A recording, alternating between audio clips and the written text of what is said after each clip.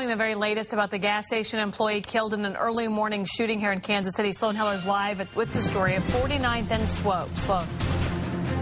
Good morning, Krista. This is the inner city gas station, and police have been here, by the way, for a good 6 hours now. The shooting happened just about 5 o'clock this morning, possibly a little bit before then. And what they're doing now, they're reviewing security or surveillance video, trying to figure out what happened. Was this a robbery that went wrong? We don't know. What we know, though, the victim, an employee at this gas station who was in his mid-20s, for some reason, and police believe he might have been about to throw away some trash because he was in the doorway, and that is where they believe he was shot and killed. His body was found in the doorway just about 5 o'clock this morning.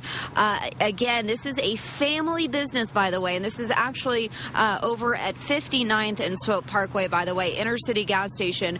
This has been a family business for about 10 years. They were getting ready to tear it down, rebuild it with better security, better lighting. We talked to a family spokesperson about the current security system here. Take a listen.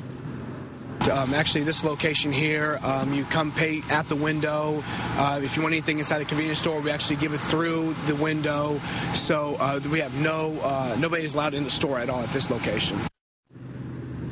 Now, at this point, no known witnesses have come forward with any information. So, of course, you are urged to call the TIPS hotline if you know anything at all. All we know is that somebody came by after the fact, and that is the person who called police. By the way, we asked police, this is now the 104th homicide of the year here in Kansas City. Last year, by the way, there were 110. Any information, please call that TIPS hotline.